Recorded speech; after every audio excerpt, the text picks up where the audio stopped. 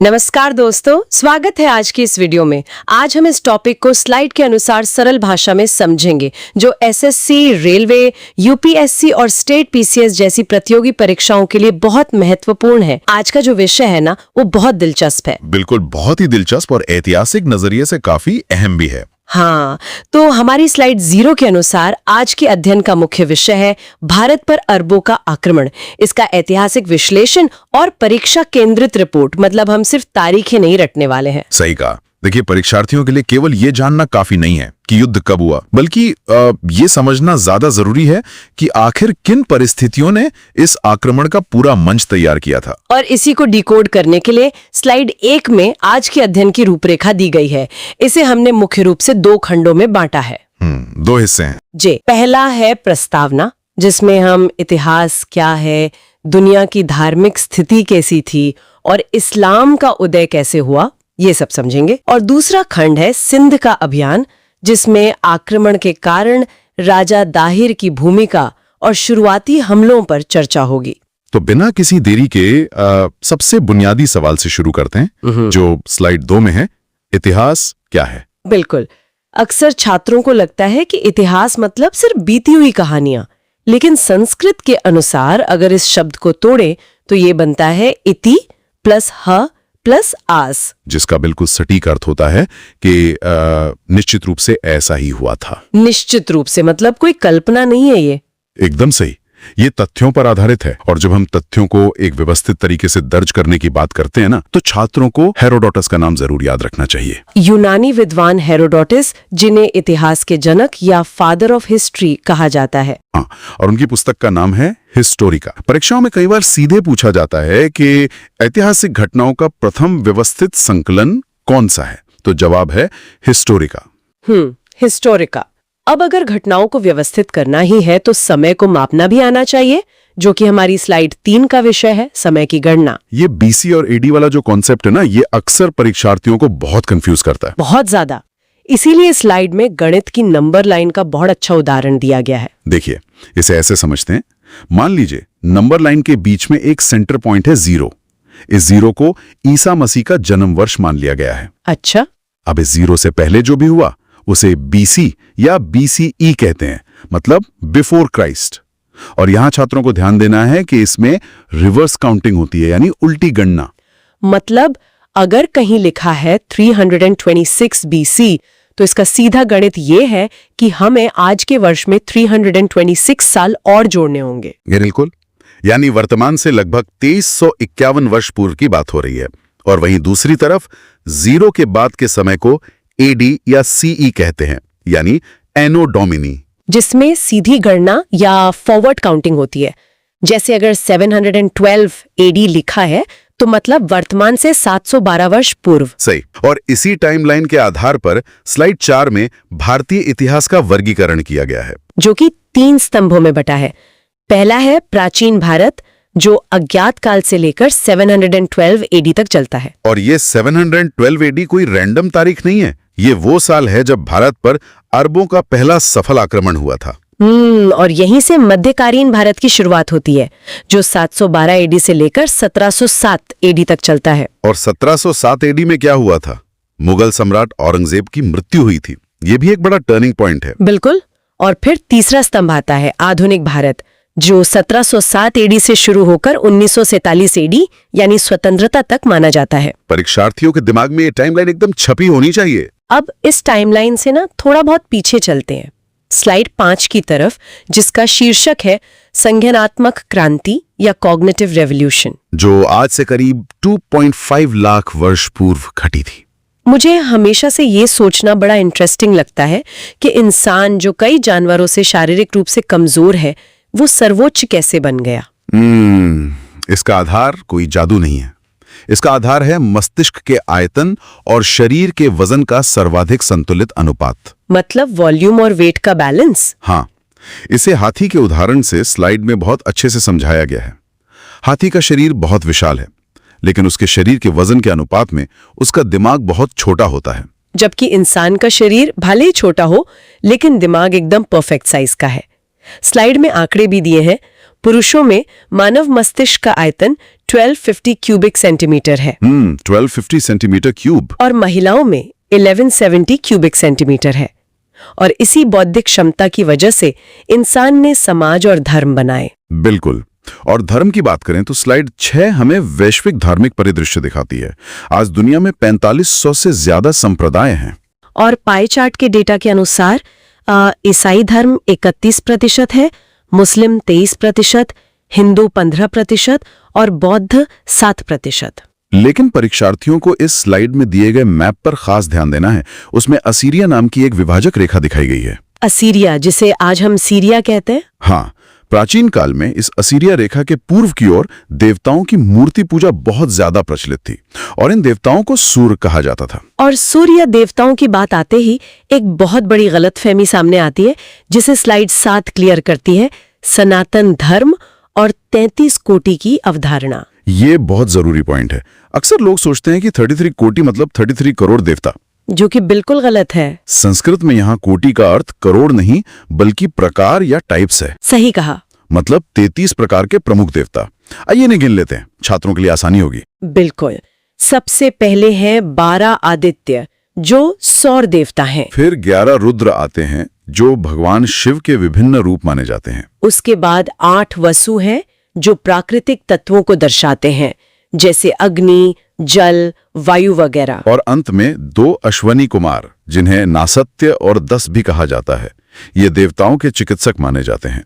तो 12 + 11 + 8 + 2 हुए पूरे 33। ये बहुत ही साइंटिफिक क्लासिफिकेशन है। अब हम प्राचीन भारत से आगे बढ़ते हुए उस भूगोल की ओर चलते हैं जहां से ये सारा ऐतिहासिक बदलाव शुरू हुआ, यानी इस्लाम से पूर्व का अरब। स्लाइड 8।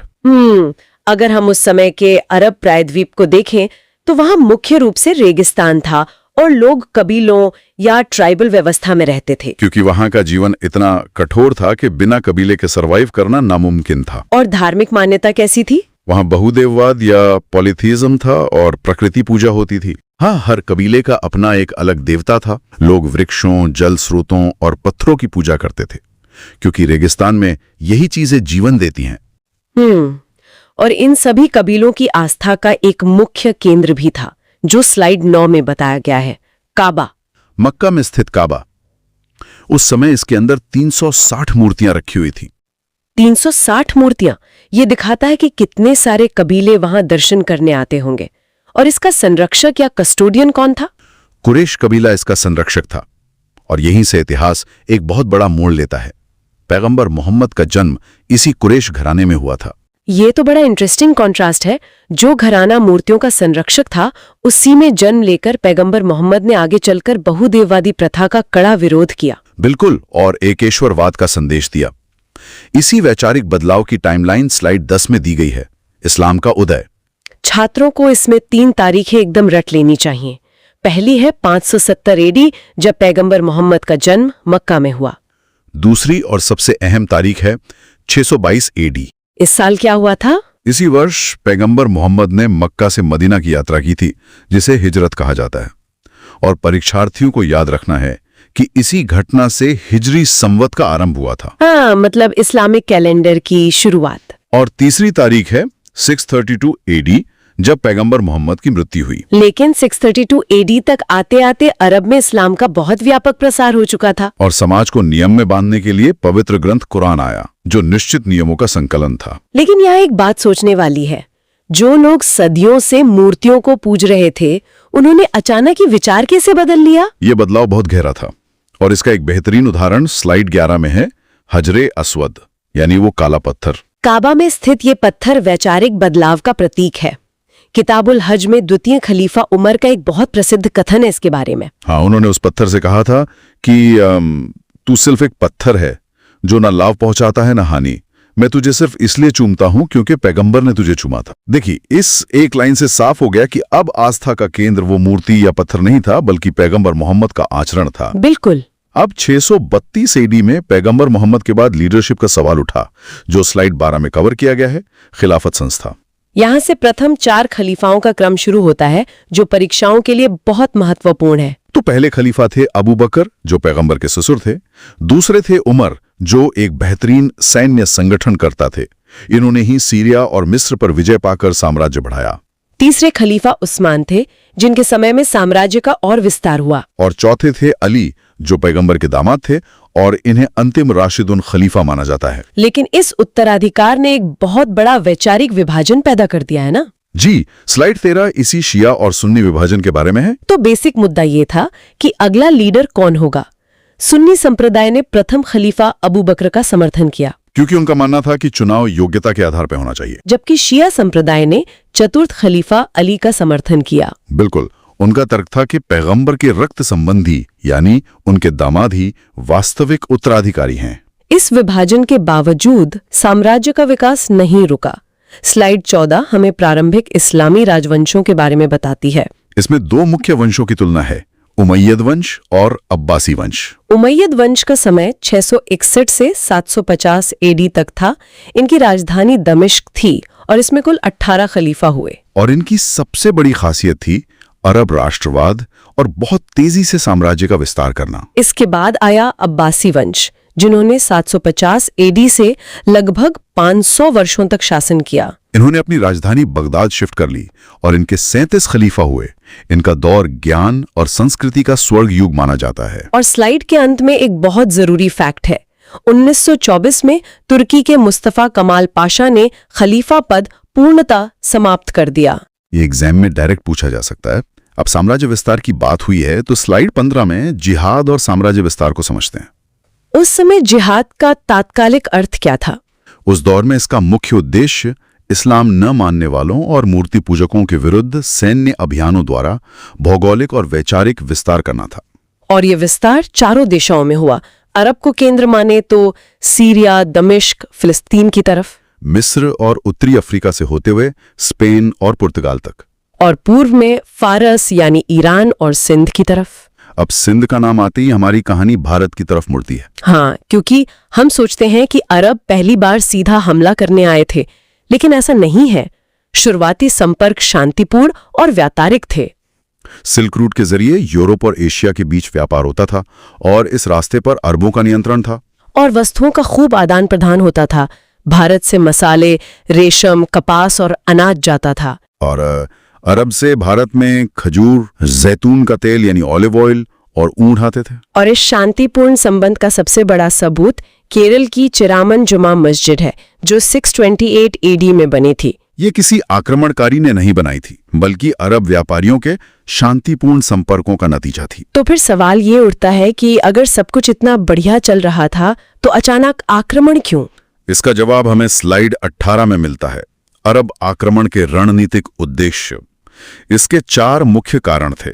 पहला कारण इस्लाम का प्रचार यानी वैश्विक महत्वाकांक्षा। दूसरा, भारत धन दौलत से भरा था, सोने की चिड़िया था, तो धन की लूट करके सैन्य संसाधन जुटाना भी एक मकसद था। तीसरा, मूर्तियों का विनाश करना, जो उनके इस्लामी सिद्धांतों का क्रियान्वयन था। और चौथा, सबसे बड़ा कारण, सिल्क रूट पर पूर्ण नियंत्रण करना, ताकि यूरोप एशिया मार्ग पर एकाधिकार हो सके। ये तो लंबे समय की प्लानिंग थी, लेकिन युद्ध शुरू होने का कोई तत्कालिक कारण भी तो होता है ना? बिल्कुल, और वो चिंगारी हमें स्लाइड 19 में मिलती है। वो श्रीलंका, जिसे उस समय सरन द्वीप कहते थे, वहां से कुछ जहाज खलीफा के लिए आ रहे थे। और वो जहाज सिंध के देवल बंदरगाह पर लूट लिए गए। खलीफा ने सिंध के राजा दाहिर से कहा कि वो लूट की जिम्मेदारी लें और हर्जाना दें।